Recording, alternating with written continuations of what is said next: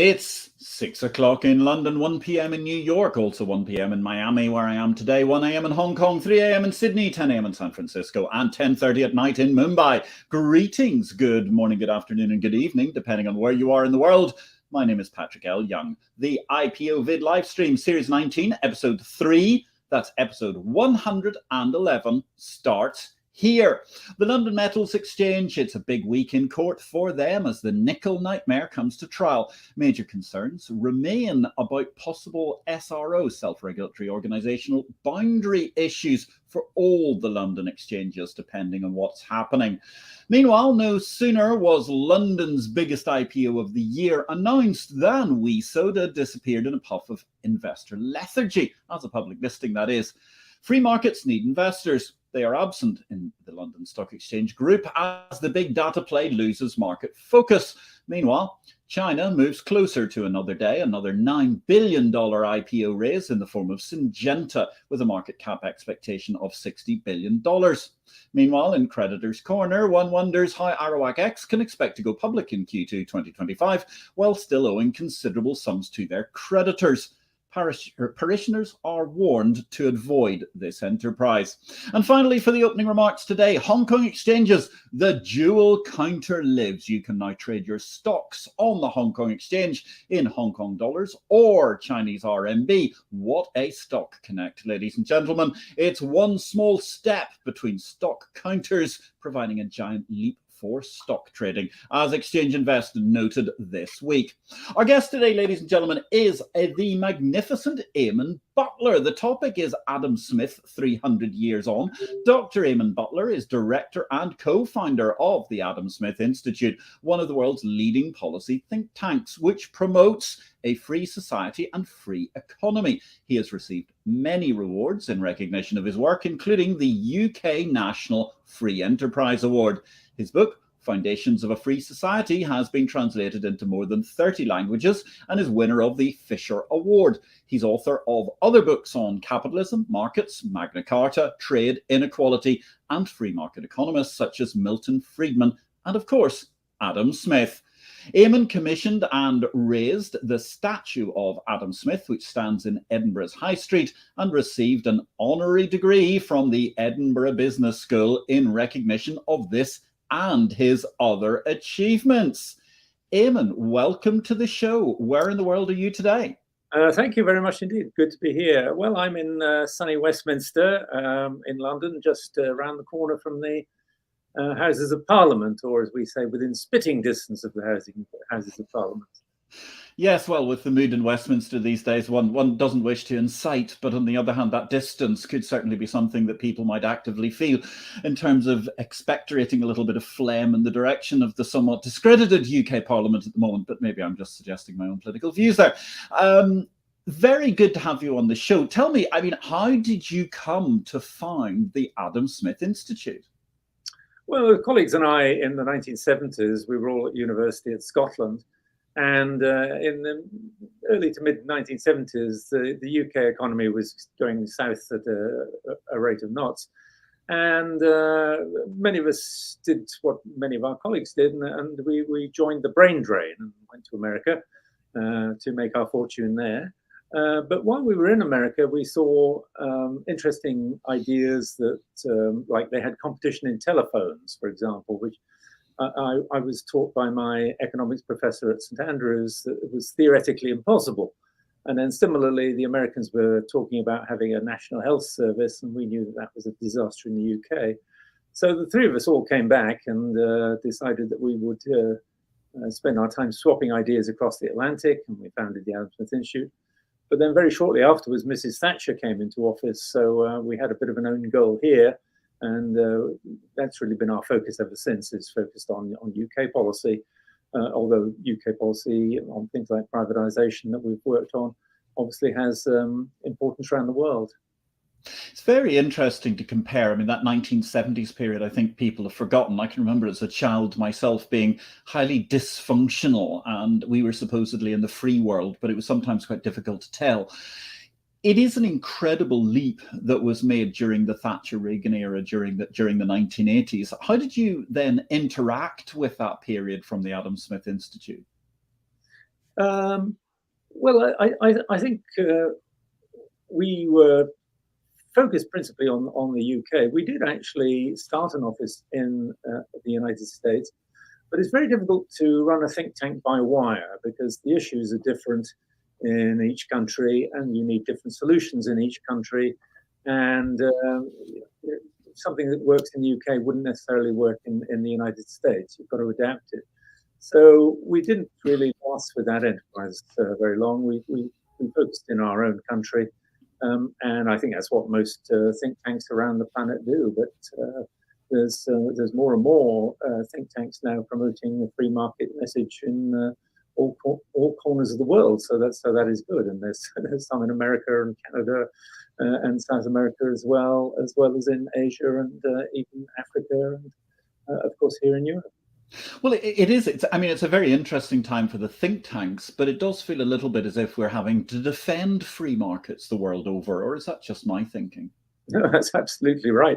What really is damaging to free market ideology is crises, because when you have a crisis or some sort of emergency, governments throw money at it, and then they say, "Oh well, we threw money at this, and we got through it. We got through the war. We got through the pandemic. We got through whatever it is, and therefore we should carry on throwing more money at problems. And if we win the war, we can win the peace."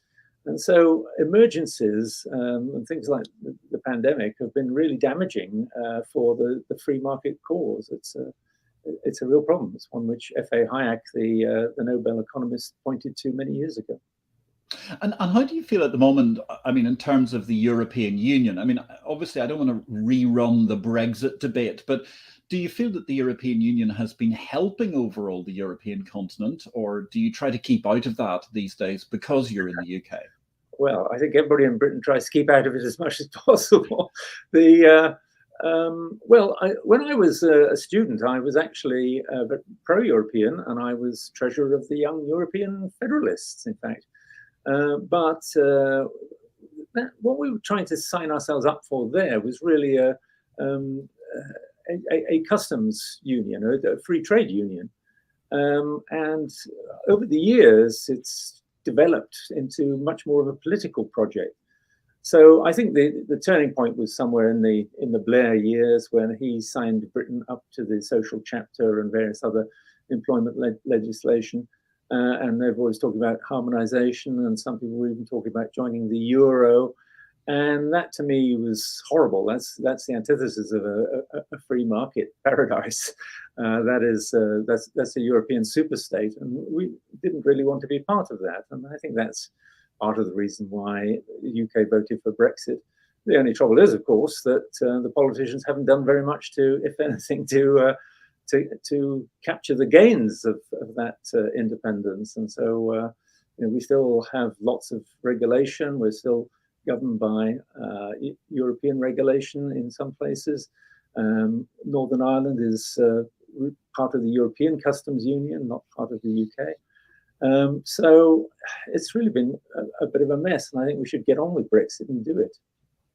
Yes, I must say, coming from Northern Ireland, I feel very aggrieved at what I refer to as the Belfast-Congo solution, where Brussels seems to have more control of Northern Ireland than the UK government does, which I definitely don't think was part of any plan at any point in any peace treaty or any other agreement in the troubled history of Northern Ireland over the course of the last century. Let me just say also, and as an aside, ladies and gentlemen, good evening, Peter Secon. Lovely to see you. I hope you're on the couch at home watching with Ari today. It's lovely to see you. Glad to see you. If you've got a question about anything this evening, of course, do feel free to put them to our guest, Eamonn, who is the primus modus operator of the Adam Smith Institute. And that brings us to the point, Adam Smith, 300 years young, just a couple of weeks ago. Tell us a little bit about the background to Adam Smith and how he became so significant. Well, he started life as a moral philosopher, and he wrote a book which was thought to be brilliant at the time on moral philosophy called The Theory of Moral Sentiments. And because it was so sensational, he was promptly headhunted, and he became tutor to a young aristocrat who he took on the grand tour of Europe. And then when he was over in Europe, he spoke to many of the intellectuals there, and he saw lots of interesting economic phenomena which didn't occur in the UK.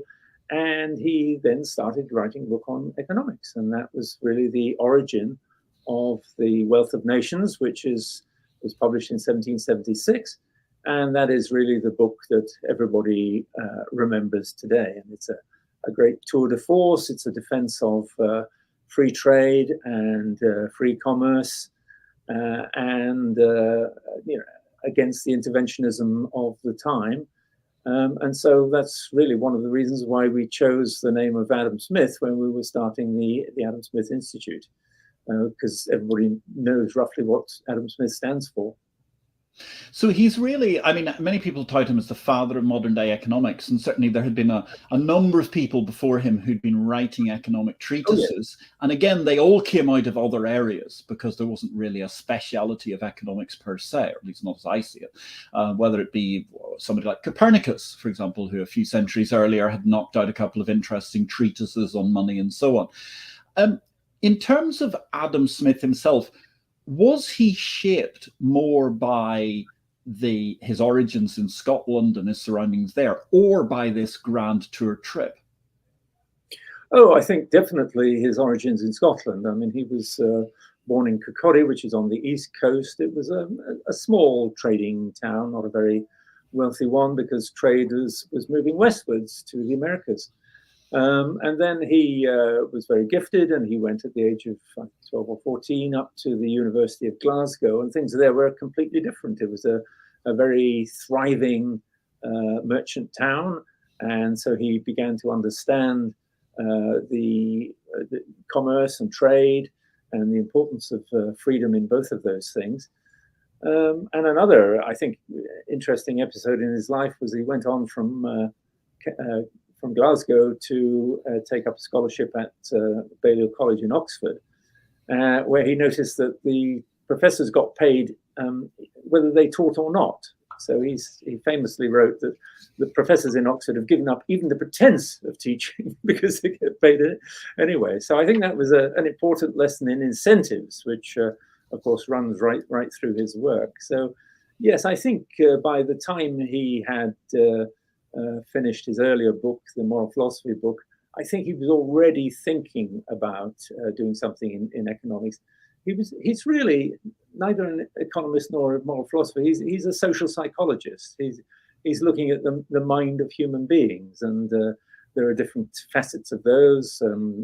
They engage in commerce, but they're also nice to each other, and they respect morality and so on. And I think he was probably going to do another book on politics and possibly another one on something else. So yes, he was really looking at the human mind rather than looking at economics as such. Yes, it's interesting how people become famous for these particular one work as they go along. Copernicus, again, being a good example. I think he was a remarkable polyglot as well, much like Smith in so many respects. And it's a fascinating issue because you mentioned the fact he came from Kirkcaldy. You mentioned the fact that the Kirkcaldy economy, while it was benefiting from the birth of the Industrial Revolution around it, it wasn't at the same time really a hotbed of growth because it was actually oriented in the wrong direction because the world at that stage was all moving west. How much of an impact do you think the economy of Scotland had on Smith? Because let's face it, not that long before he was born, within the century before he was born, there were still Scotsmen all exporting themselves to the Baltic republics because they were absolutely the places to be at that point in time in economic growth terms, 100 or so years before the Industrial Revolution took off. Yes, I think the economy of Scotland, as I said, the two different halves, Kirkcaldy and Glasgow, and the difference between them, certainly did make an impression on him. But then when he went down to Oxford, it was a whole month on horseback to go from Kirkcaldy down to Oxford. There again, he couldn't believe how fat the cattle were in the fields and things like that, and how much the prosperity was, and the fabulous buildings and so on. So the wealth of England certainly impressed him. So I think that's probably the start of when he started to think about, well, what is it that makes countries rich or not so rich? And that's the title of his book, An Inquiry into the Nature and Causes of the Wealth of Nations. Mm-hmm. And obviously that's quite fascinating, because he came up with so many intriguing concepts that remain with us today. I mean, the invisible hand is obviously the first one I can think of, but I'm sure there are multiple more you can add to the conversation. Well, just read the first page of the Wealth of Nations, the first paragraph even. It says, basically, the wealth of a nation is not the amount of money that it has in its bank vaults. It's the product of its people. Okay, and you think, wow, here we are in paragraph 1, and this guy has invented the concept of gross national product. Yeah. And then in the next paragraph, he says, of course, it depends how many people live in the country. And you think, oh, right, so now he's got gross national product per capita. And then he says, well, and of course, some people don't work at all. They're too old, or they're too young, or some people can only work a little. And that also affects the product of the nation. And then you think, gosh, he's got the idea of productivity. So here you are in one page. He's got these 3 essential concepts that we still use today. So it really was a path-breaking book, but there's so much in it on trade and specialization and the problems with regulation and how markets help the poor. So pick any of those. Yeah, I mean, it's really fascinating, because looking back on the book 300 years on, or nearly 300 years since the book was published itself, but it is amazing how pertinent he remains in the overall factor of economics to this day. But then it also, I suppose, raises the interesting challenge, which I suppose he as a human psychologist would have been interested in himself, or social psychologist. Just why is it that more politicians don't seem to accept more of the things that he said in his book? Well, you have to turn to the public choice economists, on which I've also written a book, Jim Buchanan and people like that, the Nobel economists, to see how the political system actually works. And what they say is that, well, don't imagine that politicians and officials are angels and they only do things for the public interest. They've got their own interests. They've got their interests that they want to keep their own party members sweet. So they will steer public spending in the direction of their own supporters and away from their opponents. And you see that all the time in America. It's got to outrageous levels. And also when they get into office, it's a case of, well, you vote for my measure and I'll vote for yours. So we all vote for each other's measure in Congress or in Parliament. And we therefore get far more legislation than any of us really want. And then when laws go down to officials, their interest is in making them as complicated as possible so that their offices expand and their salaries expand, and to make it so that they control things and they have the power. So you end up with legislation that's extremely complicated, and regulation under that, which is even more complicated, and nobody can understand it, and the parliamentarians can't even read the regulations, never mind understand what they are. Yes, it's quite incredible. You look at the complexity of regulation these days, and again, I mean, that's something Smith was very eager to talk about, was the dangers of protectionism, regulatory protectionism, and so on. How do you think his position would be today when he looked at, say, for example, world trade and globalization? Well, I think he would be delighted by globalization and very worried by the protectionism which has arisen, particularly since the pandemic, when so many people were saying, oh dear, all of our personal protective equipment is coming from China, various other things coming from China. We've got very dependent on China. Perhaps we should start making all of these things ourselves. I think Smith would say, well, just watch it, because what you should be doing is to make sure that you've got competing sources of supply, that if you fall out with one supplier, then you can go to other people. Not that you have to do everything yourself. He's a great believer in specialization. This is the division of labor idea, and that by specializing and trading, we make ourselves far richer than we could trying to do everything ourselves. He takes the example of a pin factory where he says, a dozen people, each specialized, one draws out the wire, one shapes the wire, one sharpens the point, one puts the head on, all different operations, and they're extremely good and skilled at doing all of those things, and that they can produce tens of thousands of pins a day. If you or I tried to produce a pin on our own, I think we couldn't really produce one a day, never mind 40,000 or whatever it is. Yep. So specialization to him was extremely important, and therefore globalization remains very important. And I do hope that world trade gets back on its course pretty soon.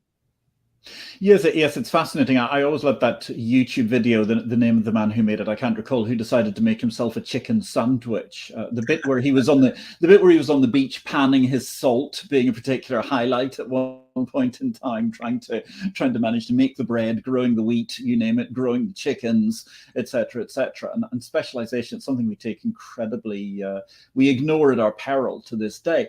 But it's also very interesting because, I mean, Adam Smith's obviously recognized these days as sort of the father of sort of free market economics and so on. And that brings us very elegantly to our book of the week, which is in fact The Wealth of Nations. And as you know, ladies and gentlemen, in response to readers' queries within Exchange Invest, we've been adding a book of the week column to the EI Weekend Edition. The EI Weekend Edition is a more macro read, and you can sign up for that for free at exchangeinvest.com. Incidentally, to coincide with this 300th anniversary of Adam Smith's birth, we're highlighting his masterpiece, The Wealth of Nations, which endured, I mean, it's quite incredible to think about this, Eamonn, a 17-year gestation period, including extensive conversations with contemporary economists such as Nicholas Madgens. And people are complaining about Boris Johnson's various books being only a few years late. But anyway, enough of Boris Johnson. I mean, the result, it really is a masterpiece. I've got to say, I think it's a great book. And I mean, I still actually think it is a good read. I mean, yes, a lot of the language may be somewhat off for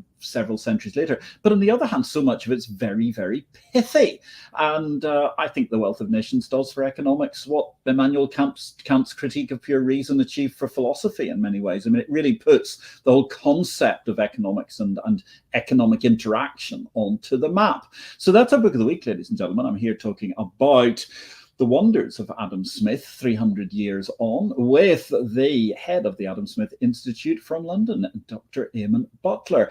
Eamonn, when you look at this, I mean, a lot of people talk about Adam Smith and they say, oh, he's the father of free market economics. But it's quite interesting because in the same way that it seems that there's always this attitude towards free marketeers that they're cruel and we boil their own mothers for the bones or something, there's a lot of evidence that Adam Smith was actually a very, very generous and considerate person. Yes, I think Adam Smith believed in free markets partly for the same reason that I do, which is that they're the best way to help the working poor. Mm-hmm. He believed that free markets were efficient and free trade was very, very efficient, and that was the way forward. But he also believed that the current system of his time, and actually the system that we have now, suppresses poorer people because, think of all these regulations we've just talked about. Where do they come from? They don't come from poor people. They don't come from new businesses. They come from old businesses that are established.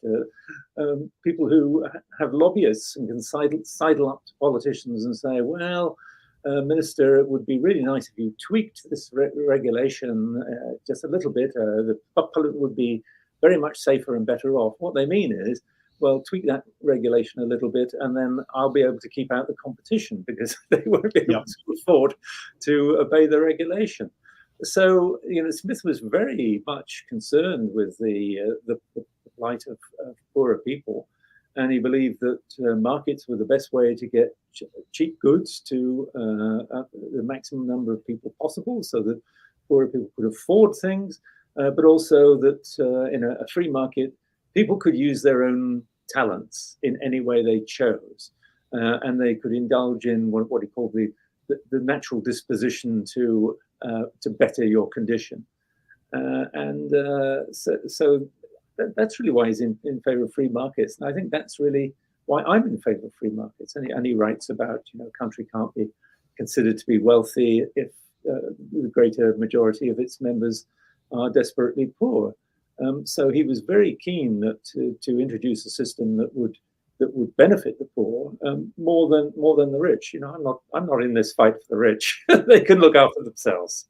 You guys can look after yourselves. You know, but it's a very good point. I mean, he was very keen on social mobility and raising all boats, as effectively he raised the tide. And we had a great comment there from Mark Wheatley, coming to us from the city of London. Good to see Mark is, of course, our common councilman, but speaking in his own voice this evening. Plus, you know, the competing sources of supply in Southeast Asia could help rebalance the geopolitical dynamics slightly, a counterweight to People's Republic of China ties. Yes, a very elegant point about the globalization issue. Thank you very much, Mark, for your comment this evening. Great to see you. So tell me something about Adam Smith, because I mean, at the time of his heyday, this was really an amazing moment in the history of Edinburgh. I mean, it was the Enlightenment. It was probably the greatest, I don't know, how might one put it, corralling of intellectual minds in Scotland into Edinburgh and Glasgow in history, even though the Scottish National Party would doubtless beg to differ with the modern age. But nonetheless, I mean, it was certainly a very, very interesting time, so much going on. How was Smith interacting with the great men of science, both in Scotland and England, at the time of his peak?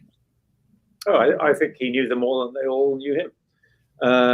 Scotland really started to rise after the Act of Union of 1707, because then trade with England became easier, movement between Scotland and England became much easier.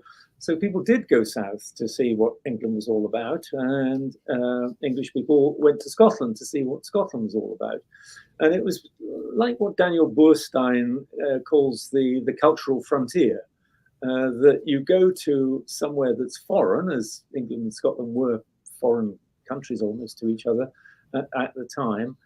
You go somewhere foreign and you see things and you think, wow, that's a good way of doing things. Or you see things and you think, gosh, I could improve on that.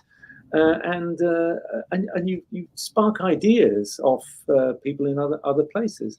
And I think that was exactly the same thing was happening in Scotland and in England. And when he was writing The Wealth of Nations, Smith spent about 3 years in England, and he talked to everybody that there was to talk to there, Dr. Johnson and Joshua Reynolds and, you know, who else.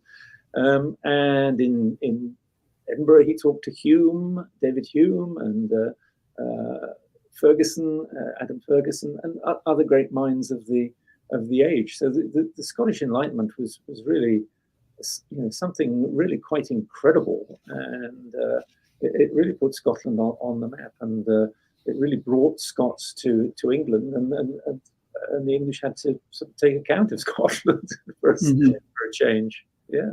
Yes, it's really, really fascinating. So was he himself in any way dabbling in science, or did he stay more to his particular areas of interest in the human condition?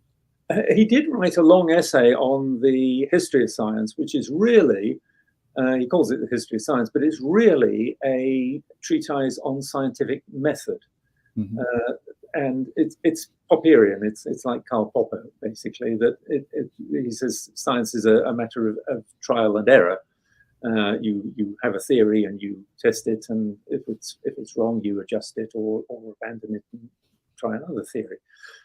So he was really quite far ahead in that.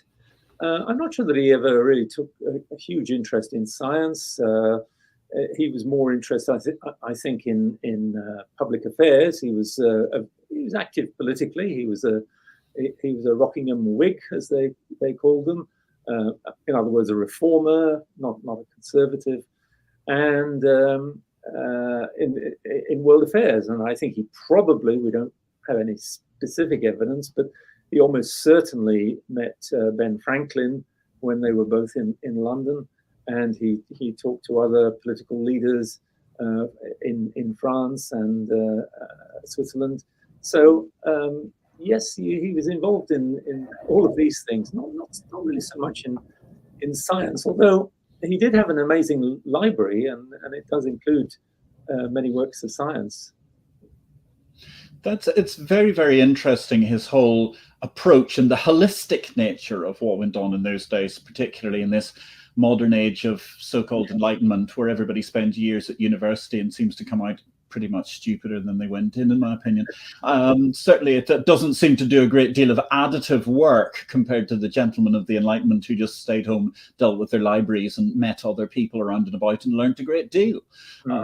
Quite fascinating. So what about, I mean, obviously here we are, IPO-VID, we're all interested in free markets, and particularly actually the stock markets, commodity markets and so on. How much interaction did Smith and his books and his theories have with the workings of stock and commodity markets, and what did he think of them?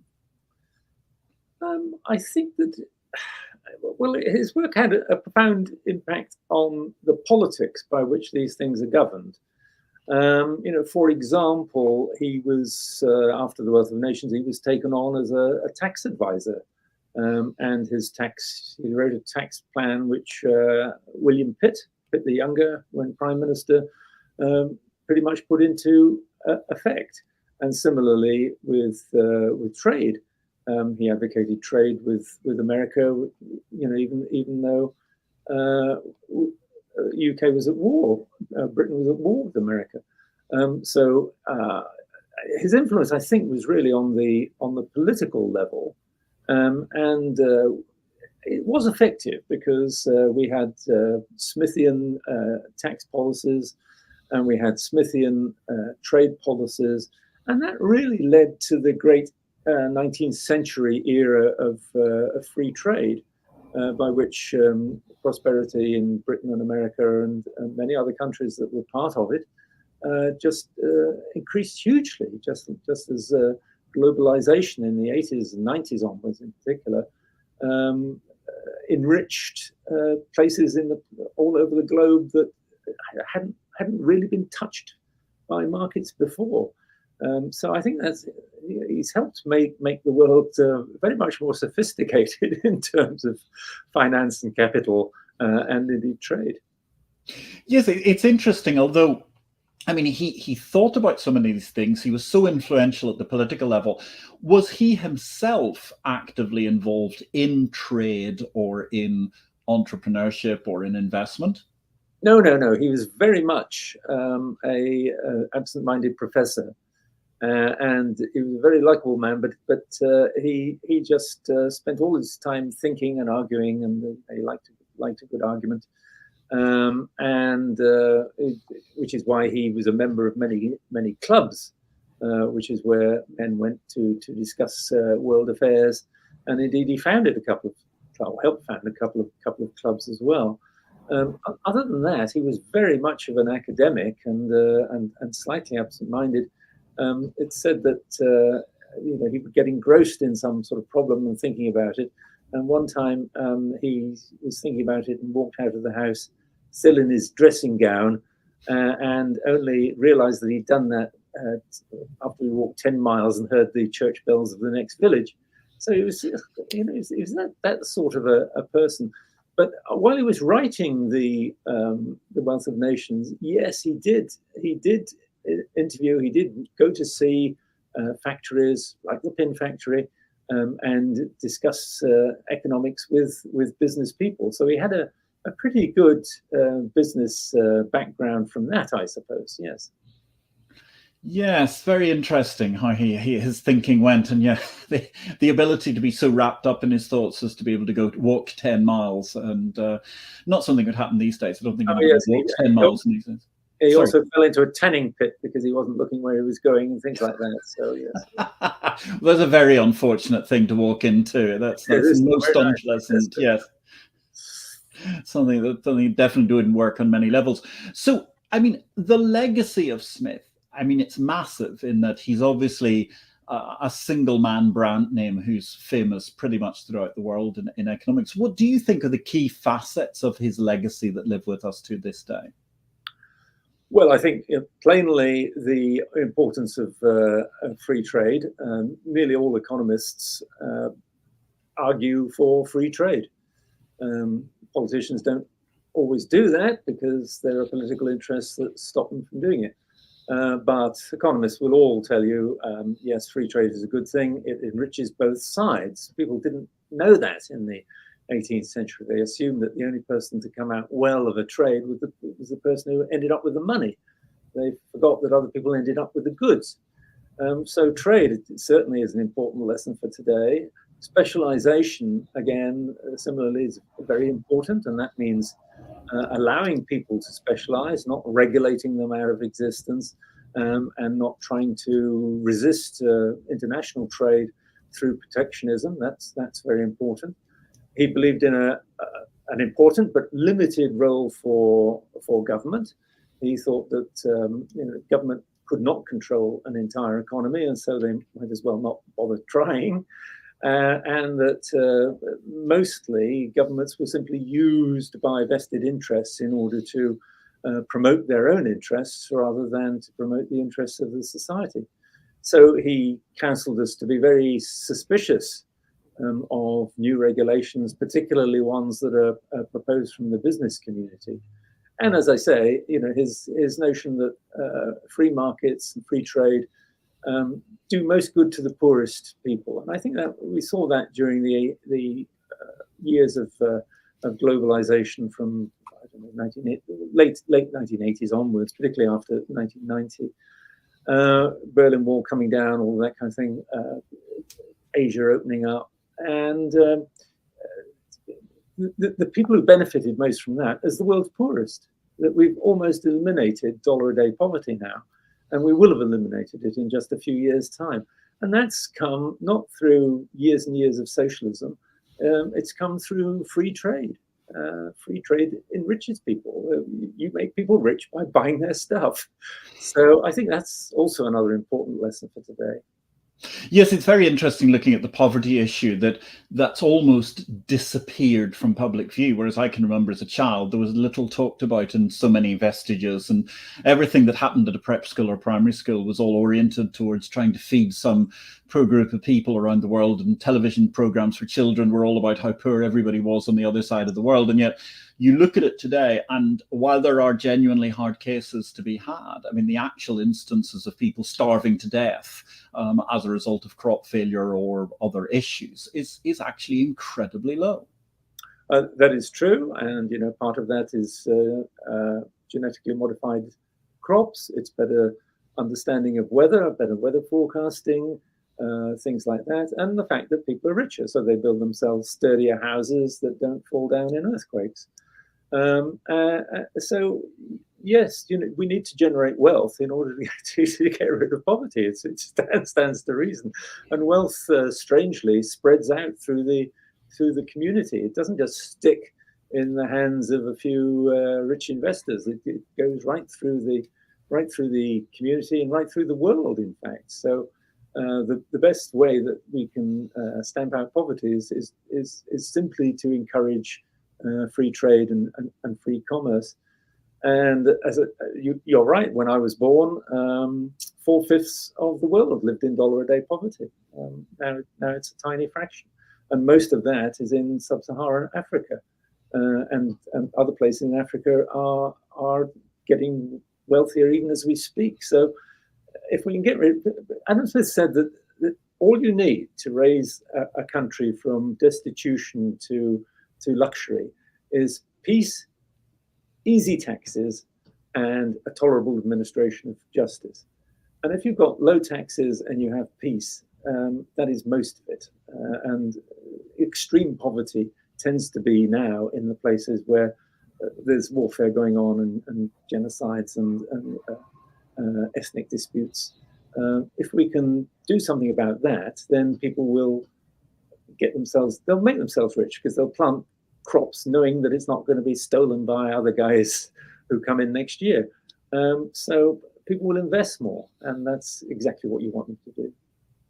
Yeah. So what other messages, if any, are there that we can take away from Adam Smith that are apt for the world today and we ought to be paying more attention to?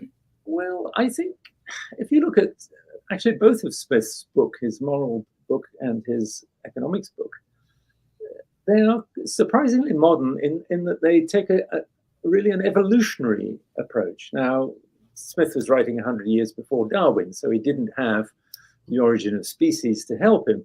But I think he and David Hume and other intellectuals of the time in the Scottish Enlightenment knew that there was some reason why good things persisted and bad things died out. And so he takes this evolutionary idea in our morality. He says that the reason that we like to please other people is because providence makes that somehow good for our species. And similarly in economics, he's saying good things will prevail because they will make us rich. And we should identify what it is that makes us rich and do more of it, and identify what it is that makes us poor and do less of it. So I think that there's a sort of general message there to trust free markets, and certainly not to trust politicians and interventionists of all sorts. Yes, very, very, very apt for the current wave of seemingly almost quasi-endless interventionists that seem to be running so many nations around the world, particularly in the West. It's quite curious. So looking at that, here we are talking about 300 years of Adam Smith, ladies and gentlemen, with the man behind the Adam Smith Institute, Dr. Eamonn Butler. It's a fascinating situation that 3 centuries on, Adam Smith is just so relevant in so many ways, despite the fact that some of the companies and enterprises and philosophies that he talks about, I mean, he goes into great length about fishermen and things like this, which are much less important to the economy these days than they were at that point in time. Nonetheless, he remains so epicentral to what goes on in our lives. How do you work Adam Smith's workings into your everyday work? Or has he been superseded by, or is he merely being complemented by subsequent generations of economists, Eamonn? No, I think he gives you a general approach for policy in our case. And that, as I said, he says that regulations, for example, should only be accepted after the most scrupulous and indeed suspicious attention. So when regulations are promoted, the first thing I do is to say, well, where does this come from? Who's this actually going to benefit? Is it going to benefit the general public, or is it going to benefit the people who promoted the regulation? And the same with laws, really, of any sort. Is this done in order to make a politician feel good, or is it done for the sake of the nation? So I think that's a very important sort of world view that Adam Smith gives you. But also, you're right about his sympathy for the poorest people, and I think that again gives you a good motivation. What can we do to, never mind people who are okay, and never mind people who are wealthy, they can look after themselves. What can we do that would actually help poorer people? And politicians do stray from this, and they seem to think that, okay, we can put taxes up and we'll say, oh yes, it's only the rich that are going to pay them. But in fact, everybody pays them because if taxes, we have very high corporation tax in the UK at the moment, and you can see businesses leaving the UK because the trading conditions here are not good for them. So by putting up taxes, you actually drive trade away. You drive commerce out of your country, and that reduces the opportunities for everybody, and in particular for the poorest who need opportunities. Yes, the poor need opportunities at all points in time, and certainly the opportunity to bring them into the economy and therefore grow the economy for everybody remains vital to this day.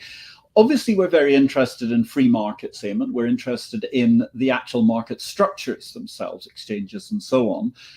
One book that was written about 25 years ago and certainly will never compete with Adam Smith's for relevance, pertinence, or indeed be talked about in 300 years' time, happens to have been Capital Market Revolution, my own original book. And I'm just wondering, I mean, given your background, understanding so much about Adam Smith and the world of policy and making it, and as a person who's run the most esteemed British free market think tank for so long, where do you think the concept of capital market revolutions and fintech and so on go next?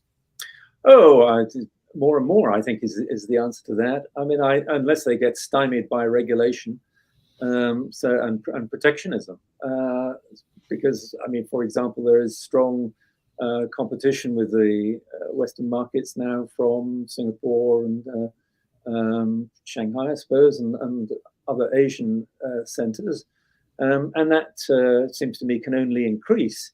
So there may very well be a notion that, oh well, we need to keep all of this business to ourselves, and you can see this in Europe, where European centers like Paris and so on, in particular, try to arrange the legislation so that you can't do certain sorts of trade in London.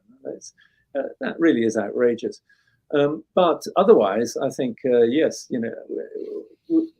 I think the capital markets have made investors more sophisticated. Investors have become more sophisticated, and therefore they're demanding different products and new products. So I think product innovation is going to be extremely important, and I think automation and AI, that's going to change markets.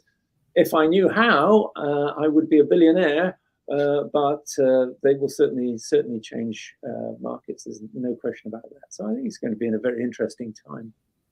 So product innovation, specialization, free trade, three tenets at the core of Adam Smith's own philosophy from 300 years on. So plus ça change, plus c'est la même chose, as I'm sure many people used to say in Kirkcaldy when he was around. It's been a fascinating opportunity to chat about Adam Smith 300 years on, to get a glimpse into the world of policy development from an esteemed think tanker in the epicenter of Whitehall, such as yourself, Dr. Eamonn Butler. I've really appreciated the opportunity to talk. We are fascinated by both his book, which I think still remains such a fascinating tome altogether, The Wealth of Nations, and indeed yours, which we recommend, Foundations of a Free Society, which is a very, very good read, ladies and gentlemen, to understand just how important these little things that actually many of us take for granted, but we don't realize how important they are until, well, the wrong kind of person's trying to sweep it away from us. Let me also say thank you very much to those who participated in the show today. Mark Wheatley, thank you very, very much. Also Peter Secon. Our next show is coming up next week. We're looking forward to talking to a veteran trader from the pits of Chicago to the macroeconomic environments around the world, Ira Harris, and he's going to be telling us patience is a virtue. Stay tuned for that. It's going to be a fascinating show. Same time, same place next week, ladies and gentlemen. All it remains for me to say is to thank our production team today. Mary, welcome back, Mary, from maternity leave. Marianne and Janella. And finally, once again, our guest. Check out the work of the Adam Smith Institute, ladies and gentlemen. It really is God's work in terms of sensible, coherent policy that's good for everybody and making us a more prosperous society. And it's led by our guest today, Eamonn Butler. Thank you very, very much for joining us on IPO-VID. My name is Patrick L. Young. If you're still thinking distributed finance, even as fast as the SEC is trying to stop it, I suppose I will wish you a good week in blockchain. But I certainly wish you, come what may, a great week in life and markets.